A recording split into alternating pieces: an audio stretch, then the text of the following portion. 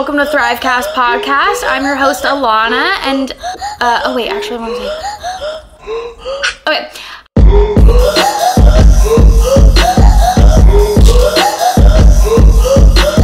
Hi, welcome to THRIVECAST podcast, where we talk about success with the most successful people on the internet. I'm your host, Alanah, and today we have special guest, Marie D. Welcome. Hi guys. Hello, Alanah. Thank you so much for having me. This is my first podcast. So this is my first one. I had a couple of people reach out to me, but it's just fell through. I've been wanting to be on a podcast, and then I saw yours and I was so excited. You have such a great audience on YouTube, and I'm very excited that you're giving me the opportunity to get in front of everybody, and I'm just excited to share whatever I can to everyone. I'm so excited to have you on here. I've been watching your videos and keeping up with you on Instagram and everything.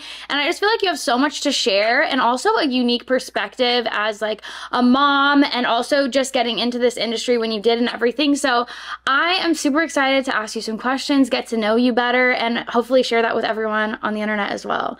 Let's just jump straight into it. I want to know a little bit about your background, because I feel like a question that so many people ask me is kind of how did you end up here, right? What was your childhood like? What were your parents like? So I'm very, very fortunate and privileged in my life, and I feel like I always have been to a certain degree. I have really, really supportive parents. I grew up pretty much in the, nuclear family, they call it, mom, dad, son, and daughter. And we had a really great upbringing. My parents are, to this day, my biggest supporters and my cheerleaders. So I'm really, really grateful for that. My childhood definitely was not perfect. And, I definitely want to get into that the more comfortable I get online. But by the time I was 25, I started working for my dad's company. So my dad, me, his business partner, we all basically invested and started a real estate investing company here in Texas. And, that was all great. And I loved working for him and stuff. But by the time I was 27, I had 2 children. And, I'm married, I have a great marriage, everything like that. But, my husband and I still found ourselves kind of living in a rut, paycheck to paycheck.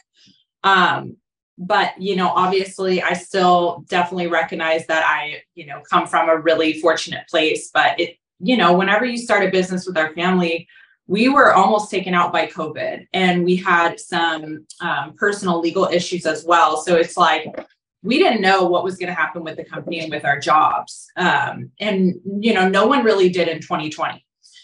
So in January of 2021, I sat down with my husband and I was there's a loud dog in here, so I'm sorry. Okay.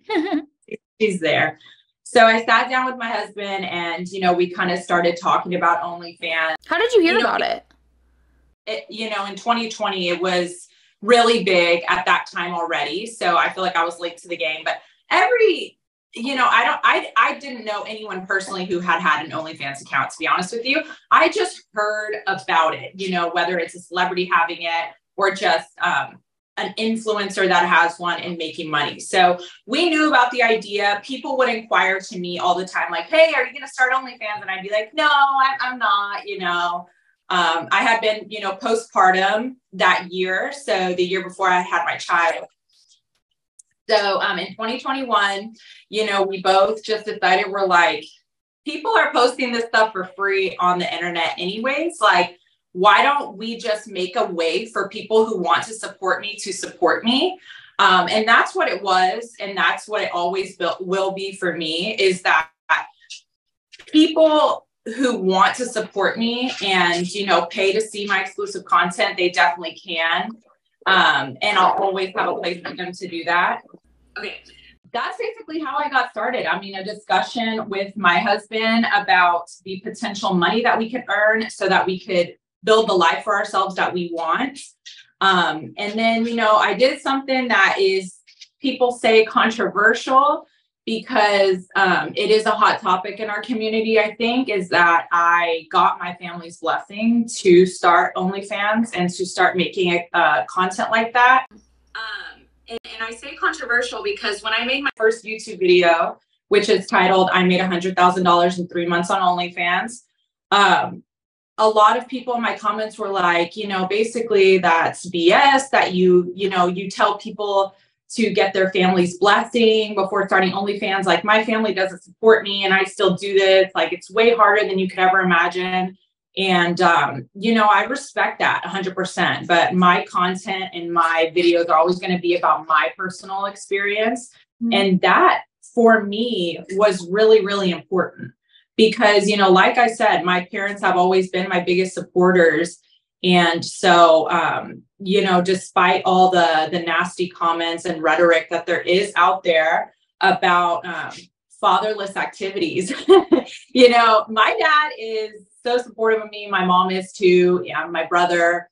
And I'm just so grateful for that. So that's kind of how I got into it. A lot of discussion, a lot of thought.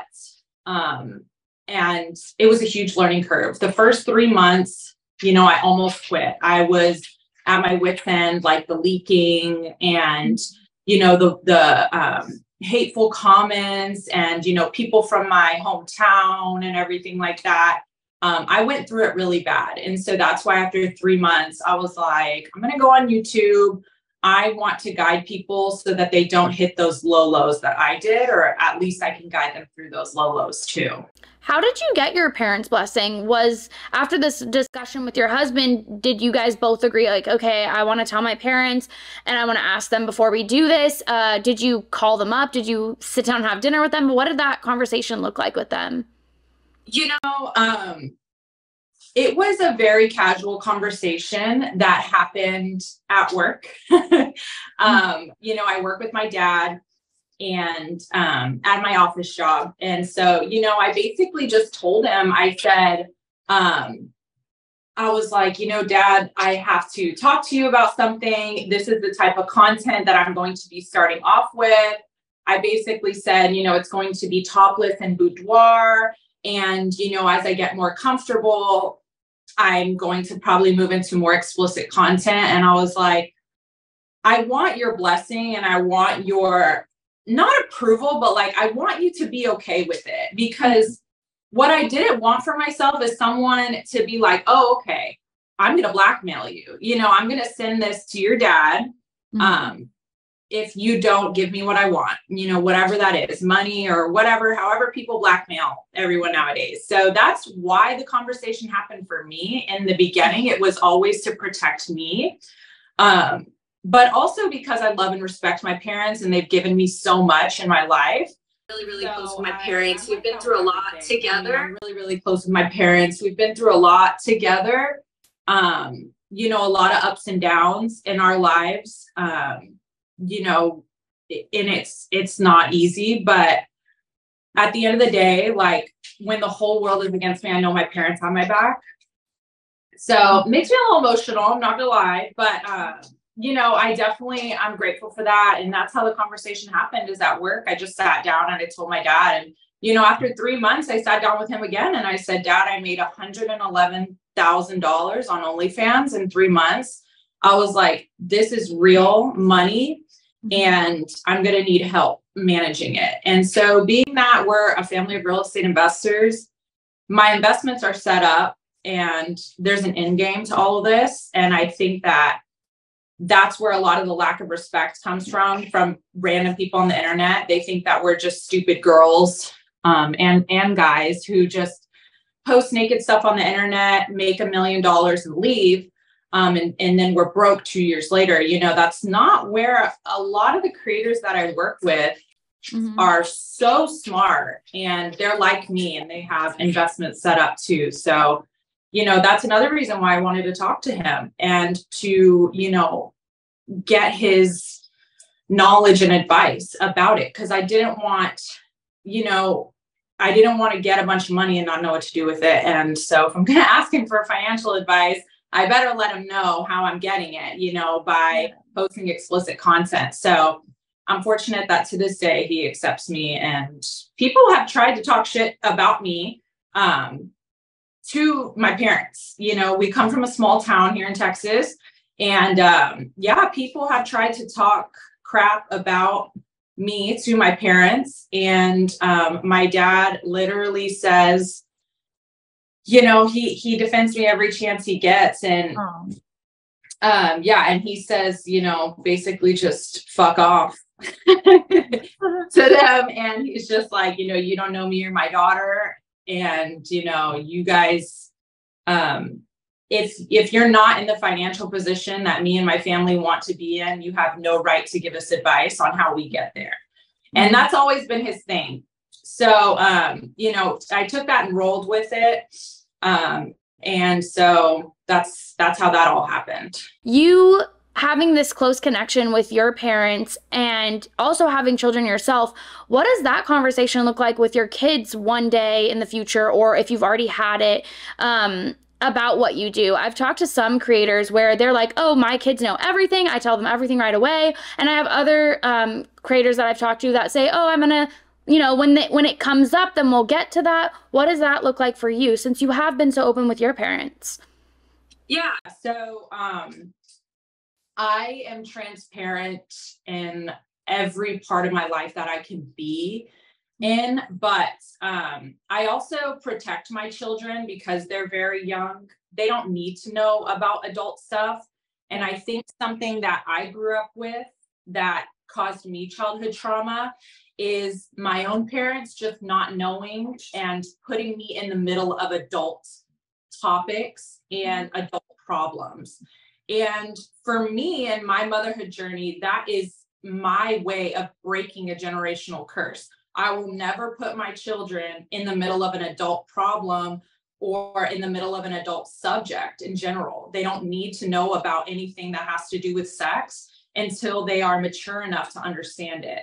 So for me, that has that conversation happen? No, my youngest is 1. So yeah, so that definitely has not happened. However, one of the reasons why I am the way I am and I have the confidence and the healthy like sex life and a healthy relationship with sex is because my parents were never shameful of that side of anybody. You know, once I turned 16, I told my mom, I want to have sex and I want to get on birth control. And you know what? She took me to the birth control doctor, my gynecologist, and I never had a teen pregnancy. So that's good. That's how I'll be with my daughter. The minute she's ready to talk about it, of course, I'm an open book to her. And at the end of the day, you know, I think about this a lot. I try to put myself in my kids' shoes. You know, would I be upset at my mother for doing this type of work to give us the life that, you know, she wanted to give us? And, you know, for me, the answer is no. I would never, you know, have any sort of hate towards my mother for doing her job. So that is how I'm going to explain it to them. And luckily, you know, the stuff about me on the internet is with their dad. So that's how you got paid. But anyways, most of my content is that nude and boudoir. So, you know, I want them to know that there's nothing wrong with having a naked body. There's nothing wrong with owning your sexuality. And I'm an open book when it comes to how I earned my money. But I will tell you this, that every single penny I make is for my children. The first thing I did whenever I earned my first paycheck from OnlyFans, the first month I made $8,000. Every single penny went into a college savings account for them. And now that college savings account can essentially pay for both of their college rides. Secondly, I opened a retirement account for my husband and I. And then thirdly, I bought my kids a new house. Whenever they were born, we lived in a house that my dad allowed us to rent. We technically were owning it. We were paying the mortgage and we had the deed and everything, but it was infested with mold. We couldn't afford to fix it. It had a lot of plumbing issues.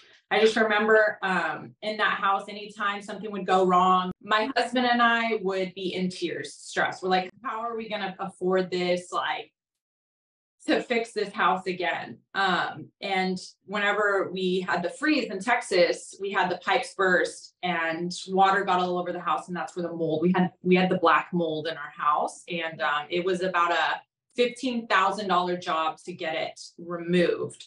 Wow. So the first paycheck I got, you know, I just knew it was all going to go to my kids. And you know, this interview is funny timing because I'm actually about to go buy a new mom car today. I have an appointment. So I'm going to go buy a new mom car for my kids. Everything I do is for my kids, you know, and people like to write you off as an evil slut whenever you're a mom and you do OnlyFans, and that's the truth. They do label you that immediately. It doesn't matter what your intentions are. It doesn't matter who you make the content with. It doesn't matter if you even post nudity or not. You know, you have that OnlyFans account, you're immediately a bad mom and you're a slut, and you know, your husband is worthless and your family must not love you and blah, blah, blah. And I've always been very committed to breaking that stereotype. And it frustrates me when, you know, I see people feeding into that negativity like other creators. Like, that's not how to defeat it. It's truly just setting that example, that you are living a good life, that you do have pure intentions, that you are committed to your family. And that's exactly what I've done. So that's why, you know, I go to sleep at night and sometimes those hate comments, you know, run through my head. And I just know everything I have done has been selfless, and people just won't understand that ever. So why argue with them? I'm just going to continue to do what I do. I'm going to continue to give my kids a life that my haters could absolutely never even fathom for their children. My kids are going to have generational wealth because of the investments that I have in place.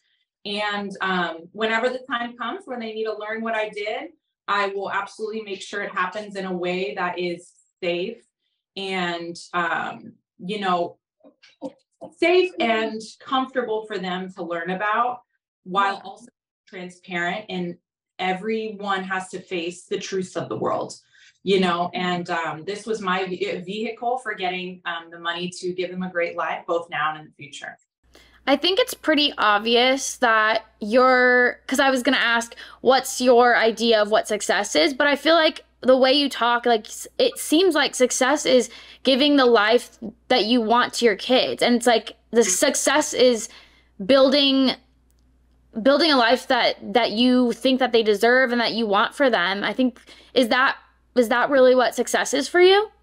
That's exactly what success is for me. And, you know, for me, I'm so committed to my children that I have to also remember myself sometimes, because I feel like I'm making this content, you know, people are saying all these bad things about me, that I just want attention and that I'm, you know, promiscuous or I'm blah, blah, blah, you know, so I better just do everything for my kids. And there has to be a balance. So yeah, my idea of success is definitely giving my kids a great life, setting them up for success and generational wealth, especially in this day and age where inflation is so horrible that most people, you know, slightly younger than me can never even imagine buying a home, you know, and that's just not right. So yes, definitely. But also, you know, I have to remember I am my own being as well. So recently I bought myself a surgery that I've always wanted. And I'm really proud of myself for doing that, because every bone in my body was telling me, no, don't spend that money. Don't do that. You're going under the knife. What if you don't come out? Then your kids don't have a mom. You know, I was having really, really horrible anxiety because it's the first thing I really bought myself since starting OF a year ago. So, you know, I'm really proud of myself for taking that step too. And my idea of success is definitely just giving my family the best life possible and treating me at times as well. Yeah, I think it's important to treat yourself and to also you know, give yourself the life that you deserve. Like, you worked really hard for it. Let's talk about surgery though. I've talked to a lot of people about, you know, plastic surgery and other types of body related stuff. What are your thoughts on that? Do you think, because, you know, some people have a hard time in this industry and some people don't, about their body image, because we do have to look at our bodies a lot. And so sometimes that makes us want to change things. But I think also just in the real, like, regular world, I guess, people, you know, see different bodies and they want certain things. So it has nothing really to do with OnlyFans, but I guess it's a topic that comes up a lot because we have to look at our bodies a lot. So what are your thoughts on surgeries and stuff like that? I've always been supportive of people doing what they feel they need to do to be confident in their own skin. I've always been open to plastic surgery. The only procedure I've had prior to this was breast implants in 2017. So I don't have a large history of plastic surgery, but in this industry, you know, for me, it was just really draining because I work out and I eat healthy, and, you know, I've had 2 children. So it's like, there was only, I feel like, a certain amount that I could do for myself to get back into that shape that I ideally wanted to be in. So for me, this was just something that was going to give me a confidence boost. And if I'm feeling confident, my business is doing way better. So already I'm seeing that. Like, my confidence is boosted. I'm excited to make content again. I'm excited to make marketing stuff again. Like, I have really been like reborn into a new me in like the best way possible. But I do think with surgery, the only downside is the safety of it. You know, I see a lot of girls going to Colombia or going to Mexico to get their surgeries done, which my family is from Colombia, my husband's family. So I would literally get surgery there. What makes me sad is whenever I see in the news that, like, someone passes away from a surgery, or something like that. So I think that the thing I want to put out there about surgery is just find a really, really good surgeon that you trust your life with, because that's what you're putting on the line, is your life. And consider the anesthesiologist that they work with. Also do your research on that anesthesiologist, because that's the true important thing as well, is you going under and coming back up. So those are 2 things that I really did to prepare myself mentally for my surgery. My doctor is someone who I have a personal relationship with at this point. I trust him with my life. If my children get older and they wanted to have surgery, I would trust them. You know, I would trust him with my kids' life, is what I'm saying. That's how much I trust him. And then I did research on my surgery center where he does his surgeries out of, and that was all just really important to me. So I'm fully in support of surgery. Whatever you think will make you feel your best, 100% in support of it. However, be safe about it. Don't try to get a good deal and save money on it. Do your research extensively on the surgeon and anesthesiologist. I like that you mentioned that when you feel good, your business does better. And I actually haven't had any surgeries. I've had like lip injections, that's it. But just in general, when I am like working out and feeding myself well and getting time outside and really putting on makeup in the morning, or like doing my hair, when I feel good on the outside and on the inside, then I'm able to make better content. And I think that's so important. Like, you have to take care of yourself in whatever way that is, whether that's doing something like getting a plastic surgery that's making you feel good, or getting ready, or eating healthy, and all of that. I think it's so important to like take care of how we feel, because that's going to really reflect in every aspect of our life, and especially our business. I definitely agree. And like, it's just like, that's the thing about our business as well. You know, whenever, like, you know, say that you are a stockbroker, like, you know, the market is up or down, and that's that, you know, like, it doesn't really matter if you're having a crappy day. You know, if the market's good, the market's good. So for us, it's like, our business is ourselves. And you know, we always talk about our body, you know, how we're using our body to make money, but it's also our mind. You know, like, you're having a bad day, the truth of the matter is that your content is not going to be good. you know, so that's another challenge that, you know, people don't understand with this job, is that it's really, really hard. Whenever you're as committed to it as, you know, someone like you or a lot of the women I work with, like it's really hard mentally, definitely more than I think physically. And so, you know, if you can do these things, like if you've wanted a surgery and you have, you know, gone through the pros and cons and you have found a surgeon and you've, you know, you're able to afford it financially, I think that it can really be a 180 for your business as far as feeling good. You know, I know girls who got a surgery to start their business because that's what they needed to, you know, feel ready to do something like this. And they are doing amazing. And I'm so proud of them for going forward with that. You know, even if they got some pushback from people in their lives, you know, it's all a mental game, and you have to do what's best for you. You brought up like your mental health, almost like how that has to be in check as well. So I'm wondering, how do you manage like being a mom and having these different businesses and being a wife and having your own time? How do you manage your schedule? What does your schedule look like for this business? You know, I get this question a lot, and I wish there was a cut and dry answer, because what I get a lot are women who come to me and are like, I'm really struggling with time management and motivation. I don't find the motivation to stay up till 2 a.m. after the kids go to sleep and work. I don't have the motivation or the time management to do anything whenever I'm this busy. And I also have a 9-to-5. How do you do it?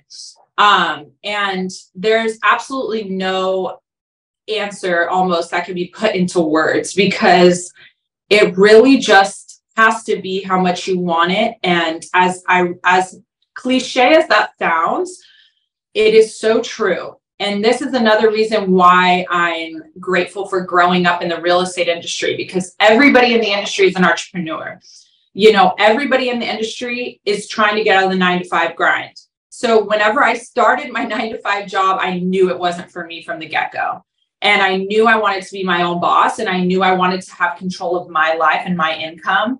And so I set out to do that. And so whenever it comes to that time management, when I was working my 9-to-5, when I did have, you know, well, I've always had the kids, obviously, but, you know, 9-to-5, kids, you know, the ONLYFANS, and then I have my advice blog, you know, whenever I had all of that, you know, there's no way around it. My mental health was definitely suffering. I had plenty of breakdowns. I had 4 a.m. nights where I had to wake up at 7 a.m. You know, I had plenty of times like that. However, the good thing about OnlyFans, and, you know, you won't understand this until you reach that point and you get to a point where you're seeing success, is that what you put into it is really what you get out.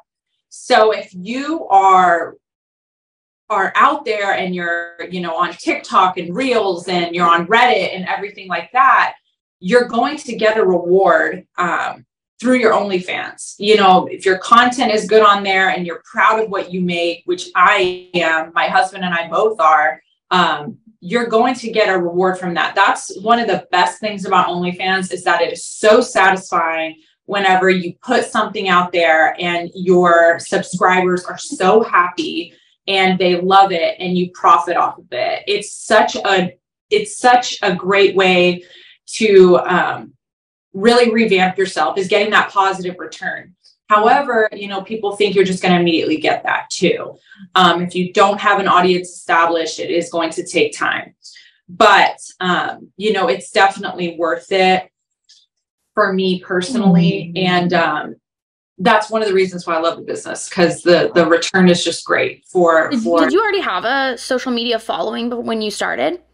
Whenever I started on OnlyFans, I think I had like 16,000 Instagram followers. My TikTok account that I had was banned. I had just started another one with like 700 followers.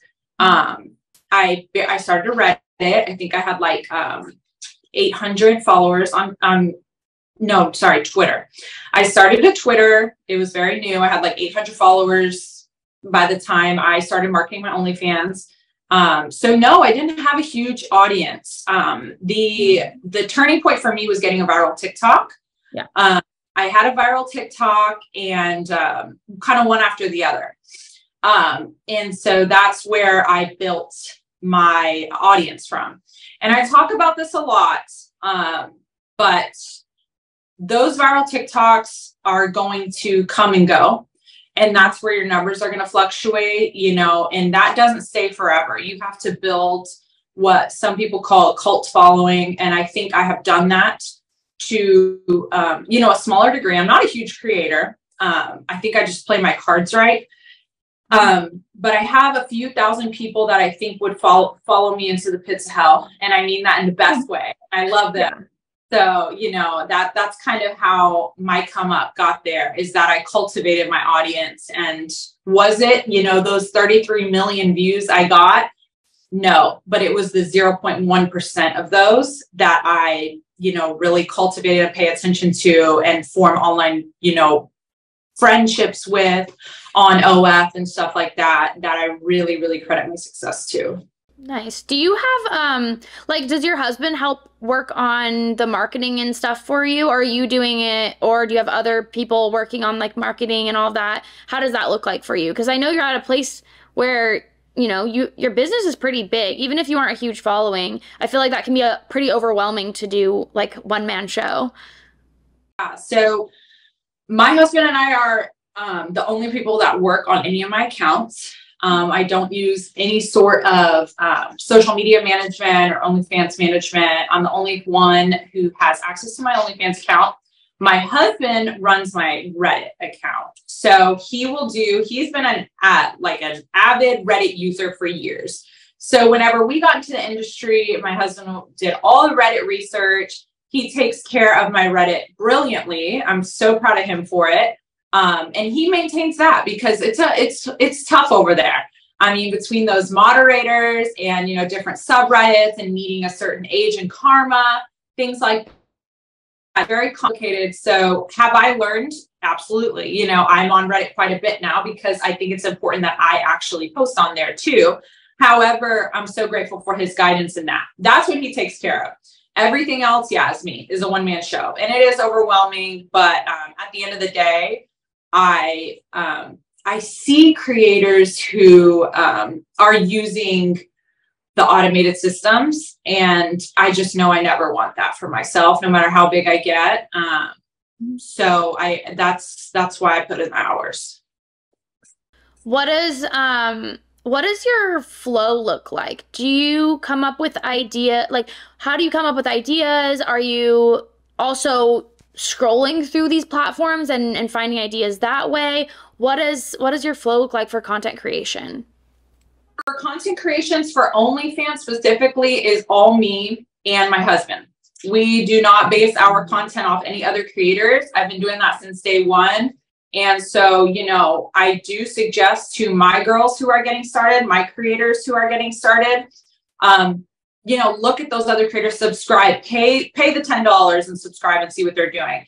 However, for us, we like to consider ourselves like the bar. Like, we are going to create the best content we can. I know the type of nude photography I like. I know the type of topless. I know the type of boudoir. And so that's my flow of content creation for my OnlyFans. It centers around that really nice professional photography. And then I sprinkle in just really sexy, candid moments of me in my life. Anytime I release some sort of video, it's really personal to me. And I think that's why it's so raw and sexy, is because it's very, very personal to me. Something like before OnlyFans, I never even filmed myself having sex, like once. So this is all new to me, and everybody just loves it because I'm sharing this side of me that nobody has seen before, you know. So it's really a wonderful thing when it comes to that. Now for TikTok, I do have a strategy that I like to use. And basically what it is I have currently on TikTok, I'm banned on my main account. We'll see if I get that back. But oh man, on TikTok, this is how many accounts I have. And this is all of them. You know, some people have 40 accounts, but I have 1, 2, 3, 4, 5, 6, 7. I have 7. So what I do is I have a main account that I go on when I'm scrolling the FYP. And I do that because you want the algorithm to show you videos that you are interested in and that, are relevant to you. So that's what I do. I have one account for that I use specifically to scroll the FYP. And that account is where I find all the videos and trends I like. So what I do is I just go and I press that little share button and I message them to the account that I like for that sound. So for different sounds, they'll all be in the DMs of all my accounts. So whenever I'm ready to go make TikToks, I can batch create them by just going to that DM from my main account and having all those sounds there that I wanted to use previously. And I just go and I go and I go. Another strategy that I use for TikTok and Reels is niching my accounts. So all of my accounts have different niches. I have two of my main accounts. They are both office. So I have two Office Skits accounts, but my other ones are all different. I have an account that is straight up for just me, it's like just me talking. Then I have an account of me doing cosplay. Then I have an account of me doing transformations only. Then I have an account strictly for third-person video, which is a really interesting tactic that girls are using right now, is where they're having someone film them instead of doing the selfie. Third-person filming, it is a phenomenon, but men and people who consume the content that we make on OF love to see it. They like that third person authenticity, and it just looks like something sexual is about to happen. So I like that a lot. So I have an account for that. Just started this a few days ago, but I already like it a lot. And then I have another account, which is just sexy, basic skits and sounds that I do whenever I'm feeling sexy. So I try to niche all my accounts because a lot of these big creators, it really works well for them to just repurpose the exact same video. That's just not what I like to do personally. I like to make content. Maybe I'm not posting 200 times a day, but at least I'm posting new, interesting content almost every day. And that's what has worked for me. So that's something I suggest. And that easily translates to Reels. You can create 3 Instagram accounts. I think that's all you need. I don't think you need as many Instagram accounts as TikTok at all. So just have a few Instagram accounts, sprinkle those videos per niche, and just go for it. Balls to the wall. You niche the Instagrams as well. I do. Okay. I niche my Instagram as well. So I have my main account is going to be my personal blog, I call it, where it's truly about me, but it will always showcase my sexy side. It's curated more. So I plan what I want to put on there. I don't post every day. It's not a Reels account. It's not a spam account. It's my personal blog, and I'm really proud of it. Then I have like a thirst trap account where it's just daily Reels, really sexy selfies, just for people who only want that type of thing. And then my third Instagram account is my cosplay. Okay. Are you connecting with your fans like on a daily basis on all these accounts? Are you posting? You said on your main blog, Instagram, you're not posting every single day, but on everything else, are you posting every single day? Yes, I post almost every day on every other platform. I really prioritize my breaks and personal times. Once you have a good following, you don't need to post every day. That's my personal sentiment, is that there's a light at the end of the tunnel for people who are dying from posting every day. You won't have to do that for the rest of your life or the rest of your OF career.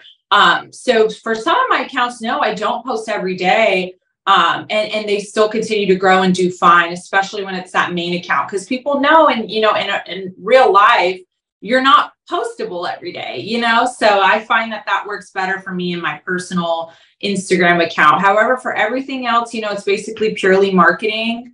And yeah, I definitely try to get that content out there every day as much as I can.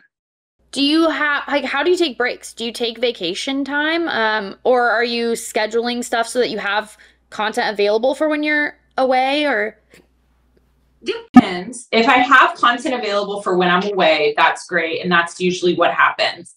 However, on the weekends, I don't typically post. Sometimes on Saturdays I will, but if you look at, active users across any and all platforms, there's essentially no reason to post on Saturday and Sundays, or Fridays after like 3.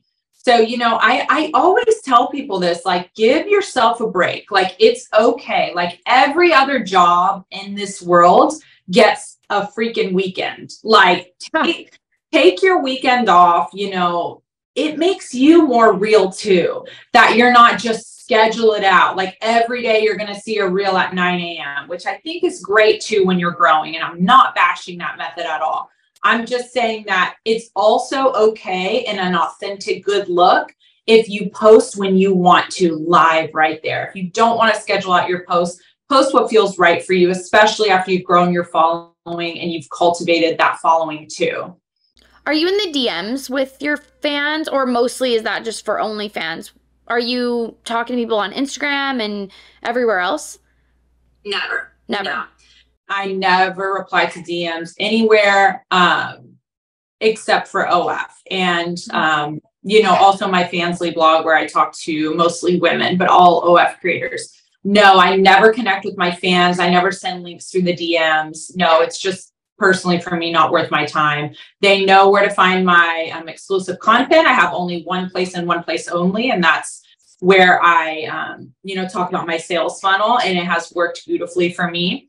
So that is that. They can DM me 2,000 times and I'll be happy to read them, but you'll get a message back from me once you pay that $9, which I think is a fair price. Okay, let's jump into advice for somebody that is just getting started. What do you think they need to focus on? What do you think that they should do?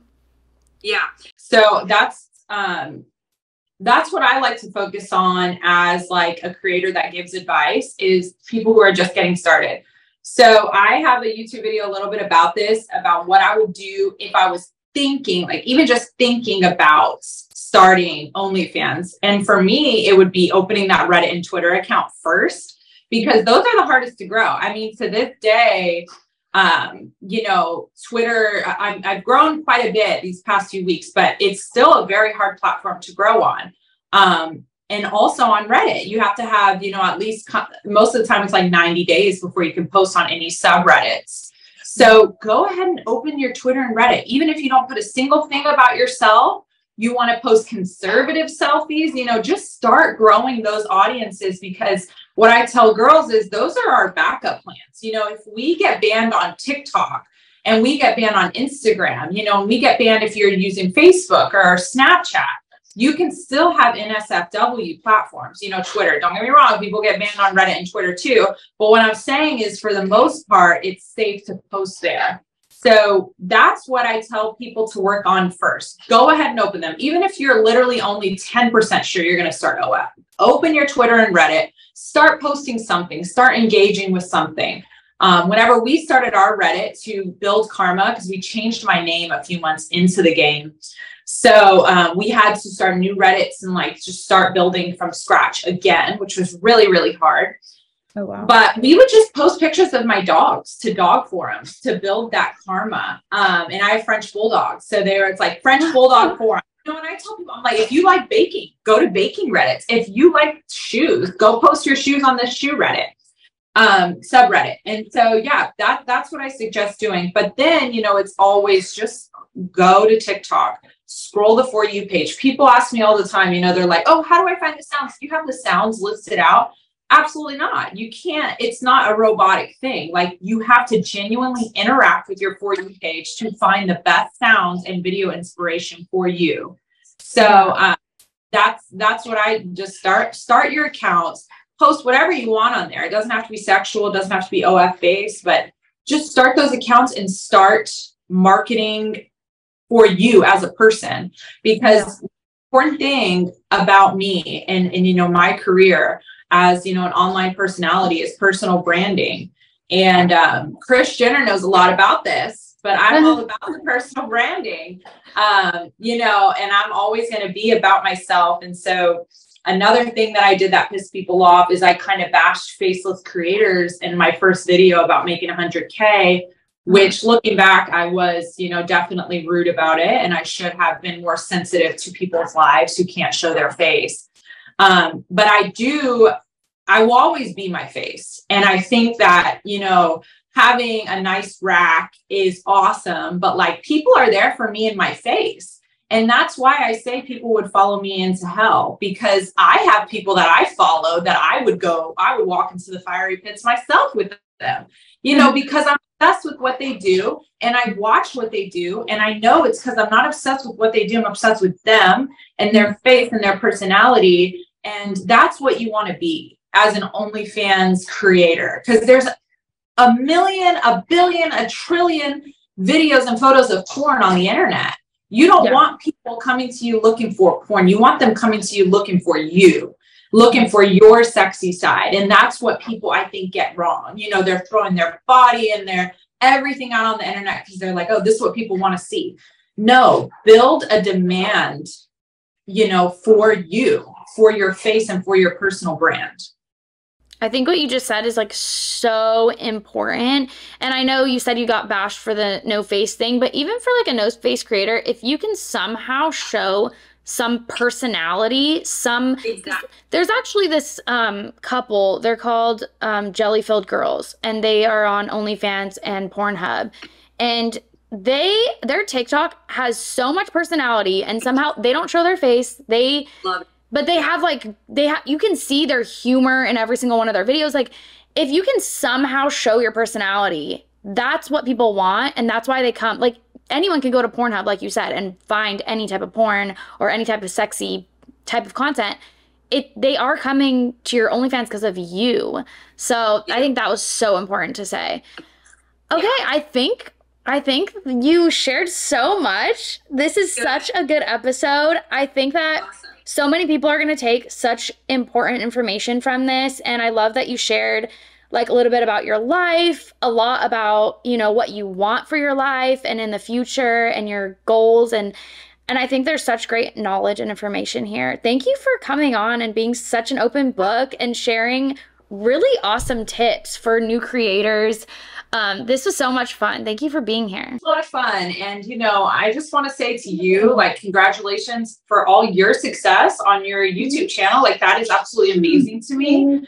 And I look up to you a lot for your videos and your YouTube channel. Like, you are doing amazing work. And I think that, sorry, this dog. And I think that having people like you on YouTube is so good for people's mental health, because like they can go and look and see that they're not alone. Because I know that's what I did whenever I first got started and I wasn't really going anywhere with it for the first month. I literally just looked on YouTube and I saw some people talking about it and I was like, okay, I'm not alone. Like, I'm not the only one in the world doing this. Like, there are people who want to support me and give me advice. So congratulations to all your success. And I'm so glad this is my first podcast, because you are such a genuine, kind person. And I'm just happy to be here. I feel the same about you. I look up to you. I think you've had great success, and congratulations on that. And I can't wait to keep seeing you grow. I feel like I love connecting with other people, and that's why I did the podcast. So I'm really happy that we got to connect today.